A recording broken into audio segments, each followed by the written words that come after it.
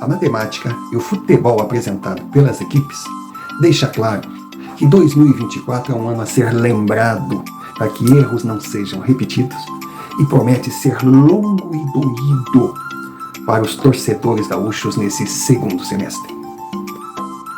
Nas séries B, C e D, as competições estão terminando para os gaúchos. E o resultado era aquele que qualquer um que entende um pouquinho de futebol poderia prever. Na Série A, o estado tem 3 representantes. E no final de cada rodada cresce a possibilidade de um dos 3 não estar na elite do futebol brasileiro em 2025. Vamos agora no desenrolar do vídeo, que eu peço que assista até o final e entendam no que eu baseei as minhas conclusões que me fizeram alimentar, não digo um pessimismo, mas um pé atrás com relação ao futuro do Água de Salsicha, o Grêmio de Renato, do Belo Antônio, o Inter de Barcelos e Roger Machado, e lógico, dando um pouquinho de crédito ao Juventude de Jair Ventura e Nenê, o vovô garoto.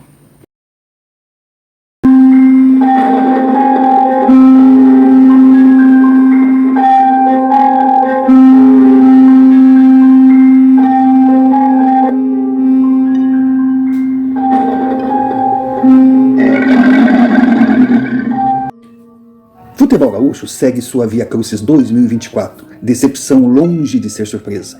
Colhe décadas de erros repetidos e ano de tragédia. Enchentes históricas surgiram como tábua de salvação a dirigentes incompetentes, servindo de justificativa para esconder ciclo de amadorismo responsável por levar o Estado, no passado vitorioso e respeitado, a mero coadjuvante. Desastre, uma tragédia anunciada. Na Série D, 3 equipes fracas e desamparadas fizeram o máximo possível, o que, convenhamos, foi muito pouco.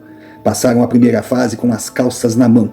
No mata-mata, a Avenida caiu nos pênaltis para a Inter de Limeira, morte esperada com o atenuante da falta de sorte. Novo Hamburgo não foi adversário para a boa equipe do Maringá.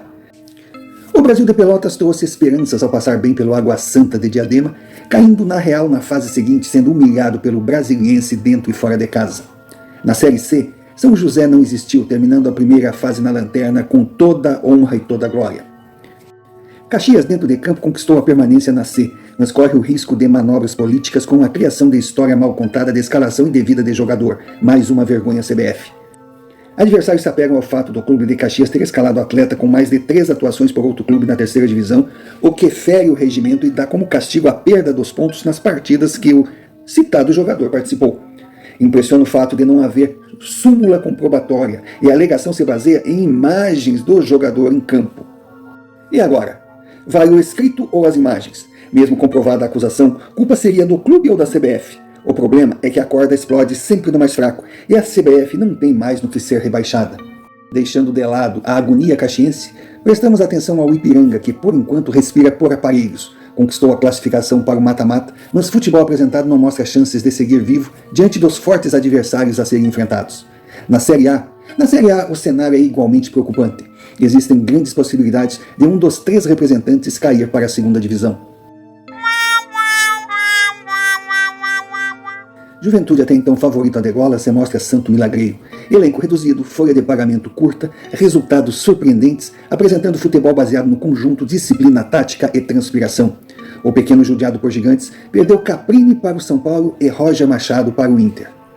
2 técnicos com brilhantes trabalhos no Jacone que não se criaram em clubes maiores. O primeiro durou pouco no tricolor paulista, o segundo ainda não desembarcou em Porto Alegre. Juventude mostra ser clube consagrador de técnicos com méritos a provar. Jair Ventura chegou e a equipe mantém regularidade, basta saber até quando ficará. Há sempre um gigante incompetente, sem ter como resolver os próprios problemas, de olho de prejudicar a equipe do Jacone, tirando o resultado do que ela conquistou diante de trabalho sério, profissional e bem realizado. O clube tem a matemática a seu favor. 16 jogos a disputar, 38 pontos, precisando conquistar 18. A cada rodada a prova estar muito perto da permanência, a não ser que a CBF entre em campo para salvar Corinthians e Fluminense. Timão vem se arrastando em 2024 e não é segredo para ninguém ser um dos queridinhos dos cartolas. Tricolor carioca é famoso por viradas de mesa. Em manobra, subiu no passado da Série C para A e empurrou a Lusa para a segundona em 2013, ganhando vaga não conquistada em campo.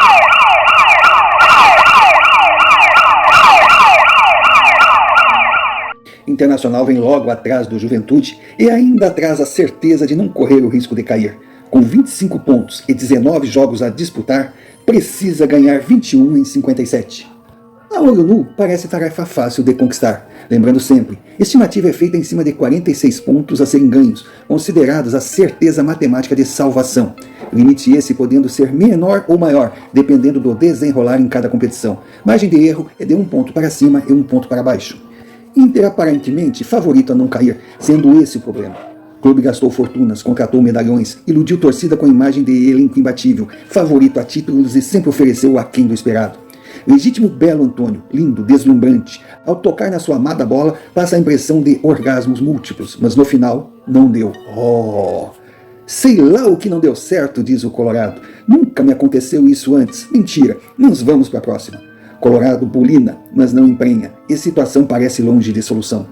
Grandes nomes vistos como salvadores da pátria chegaram ao Beira-Rio a preço de ouro. Ainda não deram o ar da graça, o que deixa a torcida colorada, além de decepcionada, bem preocupada. Roger Machado dentro do esperado, visto como grande técnico, trabalhador, estudioso, conhecedor do ofício, mas que precisa de tempo para desenvolver seu trabalho. Tempo esse que o Internacional não tem para dar. Barcelos, em seus devaneios e DNA de fracassado, cometeu 2 erros numa única decisão: demorar para demitir Kudê e trazer Roger, que claramente não era a solução no movimento vivido pelo clube. Dentro de campo o esperado, elenco em decomposição e choque de realidade para quem comprou a ilusão de grandeza e qualidade que nunca existiram. Vejamos os exemplos. Alan Patrick, craque, o grande nome da equipe, sobrecarregado, não suportou a overdose. Ser humano tem limites e o 10 chegou no seu. Alário em decadência, desembarcou em Porto Alegre carregado pelo nome, mas deixou o futebol na Europa após grave lesão.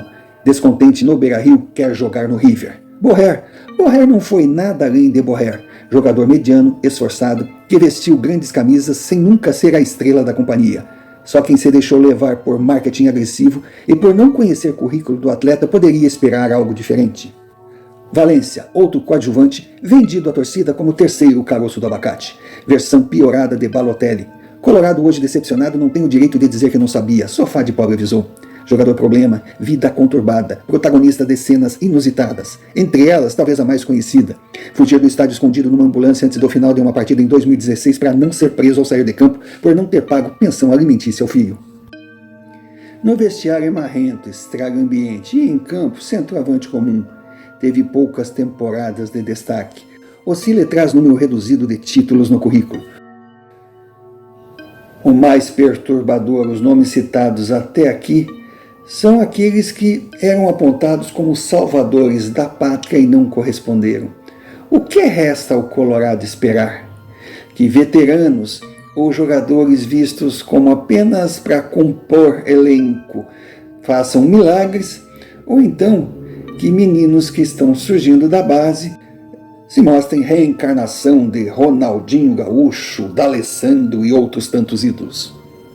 Mas mesmo que essa possibilidade improvável, jamais impossível, viesse a se confirmar, o que seria a salvação final? Existe a dúvida entre os torcedores. Quanto tempo esses meninos ficariam no Beira-Rio? Logo, o grande Barcelos conseguiria vendê-los a preço de nada para ter um trocado para trazer mais e mais medalhões. Ex-jogadores em atividade, que não dão retorno em campo, mas para ele são muito importantes, pois trazem holofotes para que consiga o seu grande objetivo, que é dar sequência à sua carreira política. Saindo um pouco do drama do Beira-Rio, chegamos ao terceiro na luta para não cair. Hora de falarmos sobre as limitações do Água de Salsicha, o Grêmio de Renato. Na matemática, em desvantagem, se comparado aos outros 2 pretendentes a não cair para a segunda divisão. Com 24 pontos, precisa de mais 22, tendo apenas 51 a disputar. Conseguiu bons resultados nas últimas rodadas, mas segue irregular. Nada de novo para um elenco que não treina e não se prepara fisicamente. Com Renato à frente da equipe e sua forma de encarar o futebol, o time não irá decolar. Ele escala quem quer, impõe presenças de Fábio, Natan Pescador, Reinaldo, Duqueiroz, em detrimento de quem pede passagem. Vive a ilusão Libertadores e coloca o clube em sério risco de cair. Resta esperar. Quem viver, verá. Verdadeira tortura ao gremista. Um time insosso em campo, sem mostrar um esquema de jogo definido. Vivendo de individualidades, de dias inspirados de seus jogadores, agora está pensando no Fluminense pela Libertadores da América, ignorando o fato que o Z4 está batendo na bunda. Torcedores divididos. Tem uns que, lógicos, sonhando com o tetracontinental, irão torcer pela vitória e pela sequência para as quartas de finais da Libertadores. Outros são mais pés no chão e ficam em dúvida se não seria melhor o Grêmio ser eliminado de uma competição que para muitos não tem chance nenhuma de ganhar, podendo então se concentrar no Brasileirão, se livrando em definitivo de um tetra que ninguém, nem os piores pesadelos, quer ver o time novamente mergulhado. Não seria hora de reconhecer o real tamanho do Tricolor 2024, se concentrar no Brasileiro, garantir a Série A o ano que vem, agradecer a Renato pelos serviços prestados e começar a nova temporada do zero?